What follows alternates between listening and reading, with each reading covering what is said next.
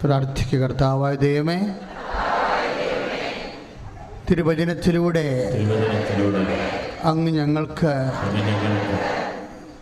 ഞങ്ങളോട് സംസാരിക്കണം. അങ്ങയുടെ വചനങ്ങൾ കൊതിയോടെ കേട്ട് ദാഹത്തോടെ ജീവിതത്തിലെ പ്രാവർത്തികമാക്കാൻ ഞങ്ങളെ സഹായിക്കണം. പ്രിയപ്പെട്ടവരെ, വളരെ ഗൗരവതരമായൊരു കാര്യം, വെരി സീരിയസ് മാറ്റർ.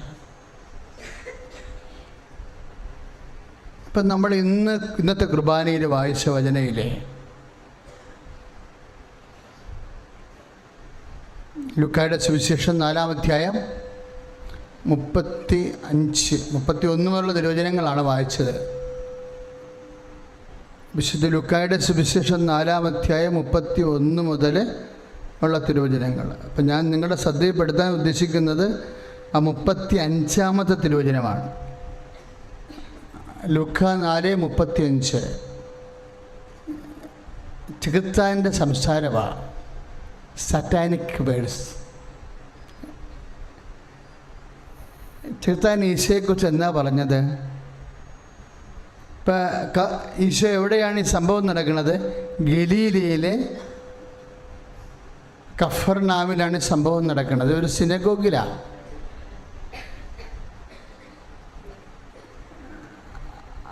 സിനഗോഗിൽ ഈശോനെ കണ്ടപ്പോൾ, പ്രാർത്ഥനാലയത്തിൽ ഈശോനെ കണ്ടപ്പോൾ ചെകുത്താൻ എന്നാ പറഞ്ഞത്? നീ ദൈവത്തിൻ്റെ പരിശുദ്ധനാകുന്നു. കണ്ട, രക്ഷ ഈശോനെ അധരം കൊണ്ട് അയാളെ ഏറ്റുപറയുകയാണ് പിശാച്. അപ്പം പകുതി രക്ഷയായി ഇല്ലേ? രക്ഷ പ്രാപിക്കാനുള്ള പൗളിയൻ ഫോർമുല എന്താ? രക്ഷ പ്രാപിക്കാനുള്ള വിശുദ്ധ പൗലോസ് അപ്പോസ്തലൻ്റെ സൂത്രവാക്യം എന്താ? യേശു കർത്താവാണെന്ന് അധരം കൊണ്ട് ഏറ്റുപറയണം. ദൈവം അവനെ മരിച്ചോട് ഉയർപ്പിച്ചെന്ന് ഹൃദയത്തിൽ വിശ്വസിക്കുന്നു. അതായത് ഈശോ ദൈവമാണെന്ന് വിശ്വസിക്കുന്നു. അതാണ് രക്ഷ പ്രാപിക്കാനുള്ള സുവിശേഷത്തിൻ്റെ സൂത്രവാക്യം. അതിൽ പകുതി ഇയാൾ പറഞ്ഞു കഴിഞ്ഞു. പ്രാർത്ഥനാലയത്തിൽ വെച്ച്, പള്ളി വെച്ചാണ് പറഞ്ഞത്. ചെകുത്താൻ പറഞ്ഞത് എന്താ പറഞ്ഞത്? യേശുവേ നീ പരിശുദ്ധനാകുന്നു. ഇനി വീണ്ടും ചെകുത്താൻ ഈശോയെ കാണുന്നുണ്ട്, അഥവാ ഈശോ ചെകുത്താനെ കാണുന്നുണ്ട് ഈ സുവിശേഷത്തിൽ തന്നെ. അത് 8:28 വിശുദ്ധ ലൂക്കായുടെ സുവിശേഷം 8:28. അതും ഗലീലിയൻ മിനിസ്ട്രിയിലാണ്. കർത്താവിന് 2 മിനിസ്ട്രിയാണ് ഉള്ളത്. ഒന്ന് ഗലീലിയൻ മിനിസ്ട്രി, രണ്ടാമത് ജെറുസലേം മിനിസ്ട്രി. അങ്ങനെ സുവിശേഷത്തിൽ 2 ഘട്ടമായിട്ടാണ് ഈശോയുടെ മിഷൻ സുവിശേഷകന്മാർ പ്രത്യേകിച്ച് ലൂക്ക തിരിക്കുന്നത്. ഗലീലയിൽ സംഭവിച്ച 1.5 കൊല്ലത്തെ സംഭവങ്ങൾ, അല്ലെങ്കിൽ 2 കൊല്ലത്തെ സംഭവങ്ങൾ, അത് മുഴുവൻ അടയാളങ്ങളും അത്ഭുതങ്ങളുമാണ്. പിന്നെ ഈശോ അവിടുന്ന് പതുക്കെ യൂദയായിൽ ചെന്നിട്ട് ജെറുസലേമിൽ വെച്ച് സംഭവിച്ചിട്ടുള്ള കർത്താവിൻ്റെ മിഷൻ. ഇപ്പം ഗലീലയിൽ യോർദാൻ നദി, ഗലീലിയൻ കടൽ കടന്ന് അപ്പുറത്തെത്തുമ്പോൾ ഗരസേനരുടെ നാടാകും. അവിടെ തോണി ഇറങ്ങുമ്പോഴും ഒരു ചെകുത്താനെ കാണും. ഒരു ചെകുത്താനല്ല, കുറേ ചെകുത്താന്മാരുണ്ടാകും. അവരെല്ലാം കൂടി പറയണ ഒരു വാക്കുണ്ട്. എന്താണ്? 8:28 ലുക്ക 8:28 യേശുവേ മഹോന്നതനായ ദൈവത്തിൻ്റെ പുത്ര. ദൈവം എന്നാണ് പറഞ്ഞത്. അതിൻ്റെ അർത്ഥം. അപ്പം പിശാച് എൻ്റെ അധരം കൊണ്ട് ദൈവമെന്ന് പറഞ്ഞെങ്കിൽ അയാളെ ഹൃദയത്തിൽ വിശ്വസിച്ച് തന്നെ പറഞ്ഞതാ. ഒരു വിഷയം വരാൻ വളരെ ഡേഞ്ചറസ് സബ്ജക്റ്റാണിത്. യേശു കർത്താവാണെന്ന് അധരം കൊണ്ട് ഏറ്റു പറഞ്ഞാൽ റോമ 10:9 അനുസരിച്ചുകൊണ്ട് ദൈവം അവനെ മരിച്ചുവെന്ന് ഉയർപ്പിച്ചെന്ന് ഹൃദയത്തെ വിശ്വസിച്ച് കഴിഞ്ഞാൽ രക്ഷ പ്രാപിക്കും ആരും. പിന്നെ ചെകുത്താനെന്താ അവന് രക്ഷ പ്രാപിക്കാഞ്ഞത്? That's A question. ഹൃദയത്തിൽ അങ്ങനെ വിശ്വസിച്ചായിരുന്നു ചെകുത്താൻ. യേശു കർത്താവാണെന്ന്, യേശു ദൈവമാണെന്ന് ചെകുത്താൻ ഹൃദയത്തിൽ വിശ്വസിക്കുന്നുണ്ട്. ആരാ പറഞ്ഞത്? യാക്കോബ് ശ്ലീഹ. യാക്കോബ് ശ്ലീഹയുടെ ലേഖനം 2:19 വായിച്ചാൽ മനസ്സിലാകും. ചെകുത്താൻ യേശു കർത്താവാണെന്ന് ഹൃദയത്തിൽ വിശ്വസിക്കുന്നുണ്ട്, ദൈവത്തെ വിശ്വസിക്കുന്നുണ്ട്, ദൈവം ഏകനാണെന്ന് വിശ്വസിക്കുന്നുണ്ട്. അതാണ് യാക്കോബ് 2:19. ദൈവം ഏകനാണെന്ന് ചെകുത്താൻ വിശ്വസിക്കുന്നുണ്ട്. തന്നെയല്ല, അവൻ്റെ ബോഡി ലാംഗ്വേജ് രസമാണ്. അവൻ ഭയന്ന് വിറക്കണം എന്നാണ് പറയണത്. നമ്മളെക്കാൾ കുറച്ചും കൂടി ആഴമായിട്ട് വിശ്വസിക്കുന്നുണ്ട് ചെകുത്താൻ. അതാണ് ഭയന്ന് വിറക്കണം. നമുക്ക് ഭയന്ന് വിറക്കലൊന്നും ഇല്ലല്ലോ. അവൻ ഭയന്ന് വിറക്കണം എന്നാണ് യാക്കോബ് ശ്ലീഹ പറയണത്. പക്ഷേ ഈ വചനങ്ങളെല്ലാം കൂടി കൂട്ടി നോക്കുമ്പോൾ എന്ത് മനസ്സിലാകും? രക്ഷ പ്രാപിക്കാനുള്ള എല്ലാവിധ വകുപ്പും അതിൻ്റെ ഡിമാൻഡ്സ് എല്ലാം ചെകുത്താൻ സാറ്റിസ്ഫൈ ചെയ്യുന്നുണ്ട്. യേശു കർത്താവാണെന്ന് ഹൃദയത്തിൽ വിശ്വസിക്കുന്നു, ദൈവം അവന് മരിച്ചെന്ന് ഉയർപ്പിച്ചെന്ന്, യേശു കർത്താവാണെന്ന് അധരം കൊണ്ട് ഏറ്റുപറയുന്നു, ദൈവം അവനെ മരിച്ചെന്ന് ഉയർപ്പിച്ചെന്ന് ഹൃദയത്തിൽ വിശ്വസിക്കുന്നു, യേശു ദൈവമാണെന്ന് വിശ്വസിക്കുന്നു, യേശുവും പിതാവും പുത്രനും പരിശുദ്ധാത്മാവും എല്ലാവരും ഏകദൈവമാണെന്ന് വിശ്വസിക്കുന്നു. ഇങ്ങനെ നമ്മുടെ വിശ്വാസത്തിൻ്റെ ഫണ്ടമെൻ്റൽസ്, അടിസ്ഥാനമെല്ലാം ആഘോഷമായിട്ട് വിശ്വസിച്ചവൻ ഭയന്ന് വിറയ്ക്കാൻ. പിന്നെ എന്തുകൊണ്ടാണ് ചെകുത്താൻ രക്ഷ പ്രാപിക്കാഞ്ഞത്? നമുക്ക് കാര്യങ്ങൾ അറിഞ്ഞില്ലെങ്കിൽ നമുക്കും ചെകുത്താനെ പോലെ സംഭവിക്കും. എല്ലാം അറിയാം, പക്ഷെ നമ്മൾ ദൈവത്തെ പ്രാപിക്കത്തില്ല.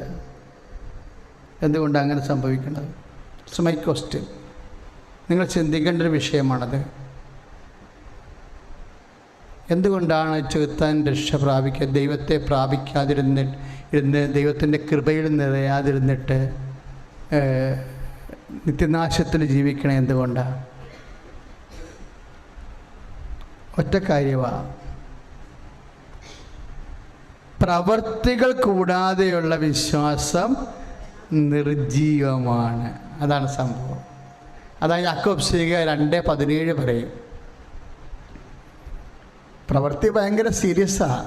ഈ ഉടമ്പടി ഇത്രയും ശക്തമായിട്ട് ദൈവത്തിന് ഓപ്ഷൻ പോലും ഇല്ലാതെ നമ്മളെ സഹായിക്കുന്ന എന്താ കാര്യം? നമ്മൾ സത്യസന്ധമായിട്ട് പ്രവർത്തിക്കുന്നത് കൊണ്ടാണ്. ഞാൻ തന്നെ ഈ ചില സമയത്ത് എനിക്ക് കരച്ചിൽ വരും, ചില സമയത്ത് എനിക്ക് ചിരി വരും. കാര്യം വെച്ച് കഴിഞ്ഞാൽ ഇതൊന്നും നമ്മുടെ ബുദ്ധിയിലുള്ള കാര്യമല്ലായിരുന്നു. ഇങ്ങനെ ഒരു വലിയ വിഷയം, ഇത്രയും അമൂല്യവുമായ ഒരു പ്രെയർ ഫോം, പാലിൽ അല്ലെങ്കിൽ മോരിൽ വെണ്ണ ഇരിക്കണ പോലെ, നെയ്യ് ഇരിക്കണ പോലെ 2000 കൊല്ലങ്ങളായിട്ട് ഇരിക്കുകയാണ്. അത് കടഞ്ഞത്, അമ്മ പ്രത്യക്ഷപ്പെട്ടത് എനിക്ക് വന്നത് ബൈബിളിലെ പാല് കടഞ്ഞ് നമുക്കതിൻ്റെ അകത്ത് വെണ്ണയും നെയ്യും തരാൻ വേണ്ടിയാണ്. അതാണ് ഉടമ്പടി. ശ്രുതികട ഹല്ലേലൂയ.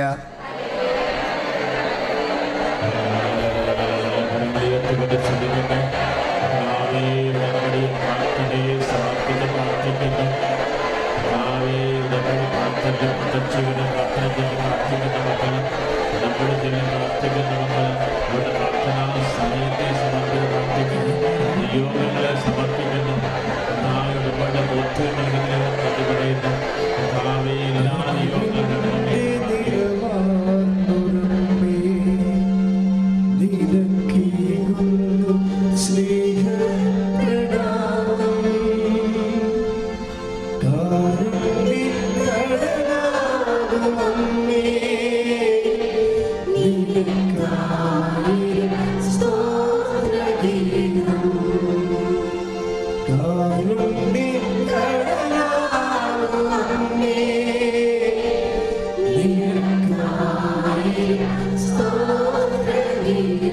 Praise the Lord. പരിശുദ്ധ പരമദിവ്യകാരുണ്യത്തിന് ഈ വിശ്വാസ നീതീകരണ വിഷയത്തിൽ ഏറ്റവും ടോപ്പ്, ഞാൻ പണ്ടൊക്കെ വിചാരിച്ചത് പൗലോസ് ആണെന്ന് വിചാരിച്ചത്. പക്ഷെ പൗലോസിനേക്കാൾ ടോപ്പ് യാക്കോബ് സ്ലീഹയാണ്. യാക്കോബ് സ്ലീഹ ഇങ്ങനെ പറഞ്ഞ് വ്യക്തത തന്നില്ലായിരുന്നെങ്കിൽ ഈ പിശാചിനെ പോലെ ചുമ്മാ വിശ്വാസം കൊണ്ട് നമ്മൾ ഇരുന്നേനെ. യാക്കോബ് സ്ലീഹയാണത് വ്യക്തത വന്നത്. യാക്കോബ് സ്ലീഹ കുറച്ചുകൂടി വ്യക്തമായിട്ട് പറയുന്നുണ്ട്. എന്താണെന്നറിയാവോ? വിശ്വാസം മൂലം മാത്രമല്ല നമ്മൾ നീതീകരിക്കപ്പെടുന്നത്, പ്രവർത്തികൾ കൊണ്ട് കൂടിയാണ് നീതീകരിക്കപ്പെടുന്നത്. Praise the Lord. അപ്പം 50% ഉള്ള വിശ്വാസത്തിലെ വിശ്വാസം മാത്രം അധരം കൊണ്ട് ഏറ്റു പറഞ്ഞാൽ 50% ഉള്ളൂ. 50% ഇവിടെ കിടക്കുന്നത് പ്രവർത്തികൾ. അതാണ് 2:24 യാക്കോബ് സ്ലീഹയുടെ ലേഖനം 2:24. വിശ്വാസം മൂലം മാത്രമല്ല നമ്മൾ നീതീകരിക്കപ്പെടുന്നത്, പ്രവൃത്തികൾ കൊണ്ട് കൂടിയാണ് നമ്മൾ നീതീകരിക്കപ്പെടുന്നത്. ഞങ്ങൾ വളരെ സ്ട്രിക്റ്റാണല്ലോ പത്രത്തിൻ്റെ കാര്യത്തിൽ പ്രത്യേകിച്ചു. എന്താ കാര്യം എന്നറിയാമോ? മറ്റ് കാര്യങ്ങൾ, ഉടമ്പടിയുടെ കാര്യങ്ങൾ നിങ്ങൾ ചെയ്തിട്ടുണ്ടോ എന്ന് ഞങ്ങളോട് പറഞ്ഞാൽ ഞങ്ങൾക്ക് വിശ്വസിക്കാനേ പറ്റത്തുള്ളൂ. നിങ്ങൾ ഉപവസിച്ചെന്ന് പറഞ്ഞാൽ ഞങ്ങൾക്കത് വിശ്വസിക്കാനല്ലേ പറ്റത്തുള്ളൂ. ഉടമ്പടി പുതുക്കി തരാൻ അങ്ങനെ പറഞ്ഞാൽ ഞങ്ങൾ ചെയ്യേണ്ടി വരും. അപ്പം ഞാനിവർക്ക് സ്ട്രിക്റ്റ് ഓർഡർ കൊടുത്തിട്ടുണ്ട്. എന്താണെന്നറിയാമോ? പ്രേക്ഷിത പ്രവർത്തനമാണ് എൻ്റെ ഏറ്റവും ബുദ്ധിമുട്ടുള്ള ജോലി. നാട്ടുകാരുടെ മുമ്പിൽ നടക്കണം, വീട് വീഴാൻ തോറും നടക്കണം, പത്രം കൊണ്ട് കൊടുക്കണം. അത് ചെയ്തിട്ടുണ്ടോ നിങ്ങൾ അന്വേഷിച്ചാൽ മതി. അത് ചെയ്തിട്ടുണ്ടെങ്കിൽ മറ്റെല്ലാം ചെയ്ത് കാണുമെന്ന്. അതാണ് ഞങ്ങളുടെ കണക്കൂട്ടല്ലേ. അവിടെ മിസ്റ്റേക്ക് വന്നിട്ടുണ്ടെങ്കിൽ ഞങ്ങൾ നോക്കണത് പത്രത്തിൻ്റെ മിസ്റ്റേക്ക് അല്ല നോക്കണത്. എന്താ നോക്കണത്? ദാനധർമ്മത്തിൽ മിസ്റ്റേക്ക് ഉണ്ടാക്കിയിട്ടുണ്ട്. ഇപ്പോൾ ഒത്തിരി പേര് ഡിജിറ്റലിൽ പുതുക്കണില്ലേ? ഈ ആൾക്കാരൊക്കെ കൗൺസിലിംഗ് വരുമ്പോൾ നമുക്കറിയാൻ പറ്റും ദാനധർമ്മവും നടന്നു കാണത്തില്ല, രോഗികളെ ശുശ്രൂഷിച്ചിട്ടില്ല. നമ്മുടെ കുടുംബത്തിലുള്ള രോഗികൾ, ഞാൻ രോഗിയായിരുന്നു നിങ്ങളെന്നെ സന്ദർശിച്ചെന്നില്ലേ? അങ്ങനെ രോഗി സന്ദർശനം നടന്നിട്ടില്ല. ഈ പത്രം മേടിച്ച് പുതുക്കാൻ വേണ്ടി ഡിസൈനിൽ വരുന്നതാണ് മെസ്സേജ് എടുക്കുമ്പോൾ പാളണം. അതിൻ്റെ കാരണം നിങ്ങൾ തന്നെയാണ് നിങ്ങളുടെ ബുദ്ധിമുട്ടുണ്ടാക്കണത്. ദൈവത്തോട് സത്യസന്ധമല്ലാത്ത കൊണ്ട് പിശാചിൻ്റെ വിശ്വാസ പ്രഖ്യാപനം പോലെ ആയിപ്പോയി. അതരം കൊണ്ട് ഏറ്റു പറയുന്നുണ്ട്, പക്ഷെ പ്രവർത്തികളിലില്ല. ഉടമ്പടി ഇത്രയും ശക്തമാകാൻ കാരണം അത് പ്രവർത്തികളുടെ പ്രാർത്ഥനയായതുകൊണ്ടാണ്. അതിൻ്റെ 2 പ്രവർത്തികൾ വരുന്നത് എന്താണ്? ഒരെണ്ണം എന്താണ്? ഒന്ന്, ഞാൻ രോഗിയായിരുന്നു, നിങ്ങളെന്നെ സന്ദർശിച്ചു. ഇപ്പോൾ രോഗികളെ സന്ദർശിക്കുക. ഞാൻ നഗ്നനായിരുന്നു, നിങ്ങളെന്നെ ഉടുപ്പിച്ചു. എനിക്ക് വിശന്നു, നിങ്ങളെനിക്ക് ഭക്ഷണം തന്നു. ഇതെല്ലാം ഇടയ്ക്കിരുന്ന് നോക്കണം. ഈ 1 മാസത്തിനുള്ളിൽ ചെയ്ത് മാറ്റേണ്ട പ്രേക്ഷിത പ്രവർത്തനങ്ങളാണ്. പക്ഷെ ഇത് ചെയ്യുമ്പോൾ നമ്മൾ ചെയ്യേണ്ടത്, ഇത് ചെയ്യുമ്പോൾ എന്താണ് വരേണ്ടത്? ഉടമ്പടി ആയിരിക്കട്ടെ നിങ്ങളുടെ ലക്ഷ്യമെന്നല്ല, പിന്നെന്താ? സ്നേഹമായിരിക്കട്ടെ. ഉടമ്പടി എടുത്തത് കൊണ്ട് ഞാൻ രോഗിയെ പോയി കാണുമ്പോഴേ വിഷയം മാറും, കർത്താവിൻ്റെ പേന തെളിയാതെ വരും. എന്താ കാര്യം? ഉടമ്പടിയാണ് നിങ്ങളുടെ ലക്ഷ്യം, ഉടമ്പടിയല്ല ലക്ഷ്യം. എന്താ ലക്ഷ്യം? സ്നേഹമായിരിക്കട്ടെ നമ്മുടെ. അപ്പം ഉടമ്പടിയുടെ സാരസംഗ്രഹം എന്താ? ബിബ്ലിക്കൽ ലവാണ്, ദൈവസ്നേഹമാണ് ശരിക്കും. അതുകൊണ്ടൊന്ന് പ്രാർത്ഥിച്ചേ, കർത്താവായ ദൈവമേ, ഉടമ്പടിയുടെ മർമ്മമായ ദൈവസ്നേഹവും ദൈവസ്നേഹ പ്രവർത്തികളും ദൈവസ്നേഹത്തോടെ അനുഷ്ഠിക്കുവാൻ എന്നെ അഭിഷേകം ചെയ്യണമേ. ശ്രുതികട ഹല്ലേലൂയ.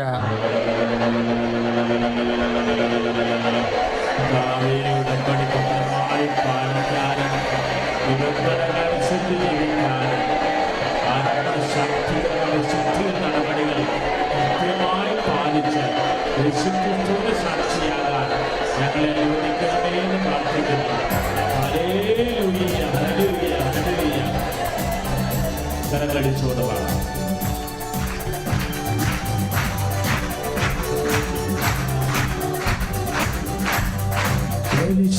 പരിശുദ്ധാത്മാവേ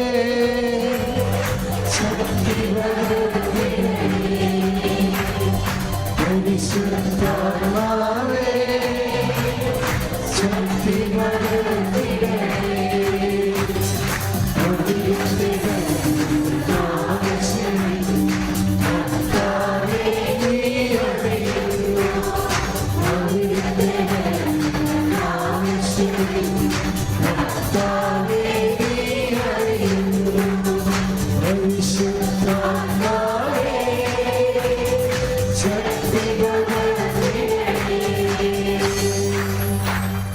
പരിശുദ്ധ പരമ ദിവ്യകാരുണ്യത്തിന്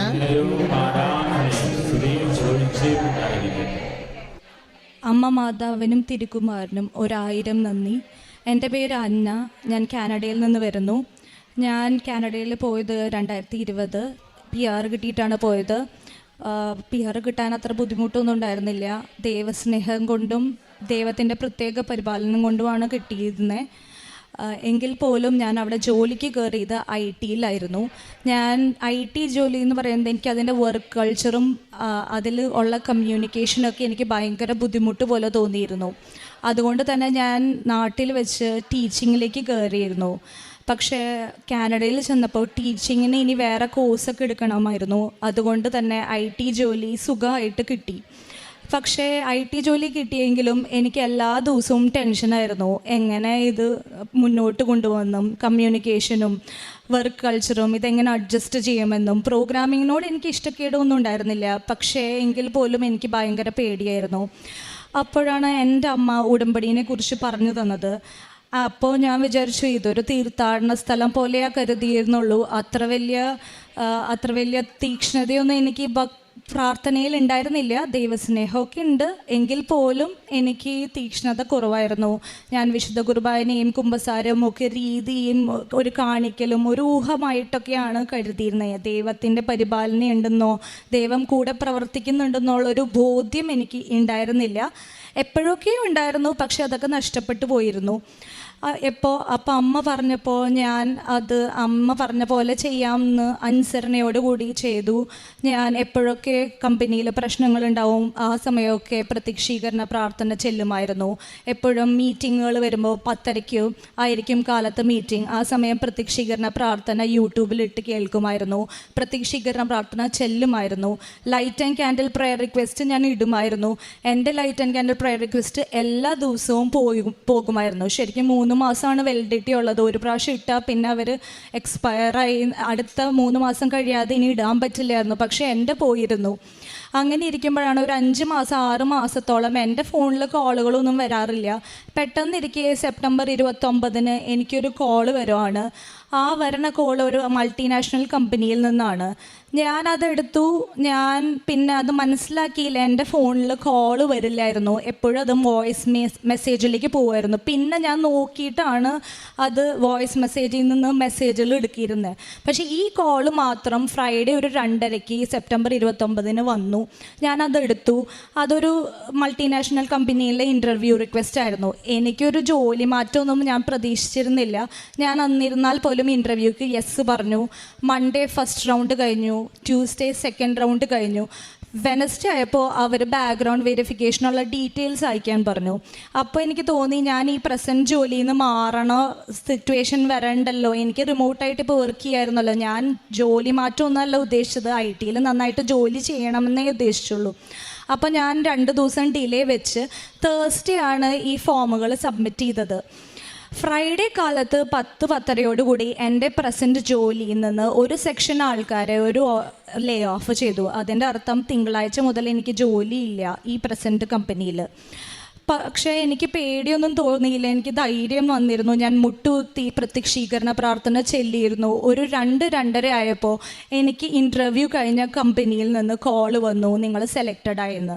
എൻ്റെ ജോലി പോയ ദിവസം തന്നെ മാതാവ് എനിക്ക് ജോലി തരുമായിരുന്നു. അതെനിക്ക് മനസ്സിലാക്കാൻ പറ്റിയിരുന്നില്ല കഴിഞ്ഞ 7 ദിവസം നടന്നിരുന്നത് എന്താണെന്ന്.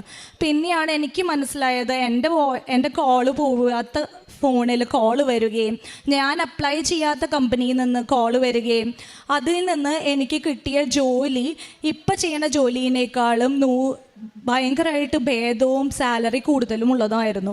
അത് മാതാവിൻ്റെ വലിയ ഇടപെടലാണ്. അപ്പോൾ തന്നെ എനിക്ക് ഓൺലൈൻ ഉടമ്പടി എടുക്കണമെന്നുള്ളൊരു ബോധ്യം കിട്ടി.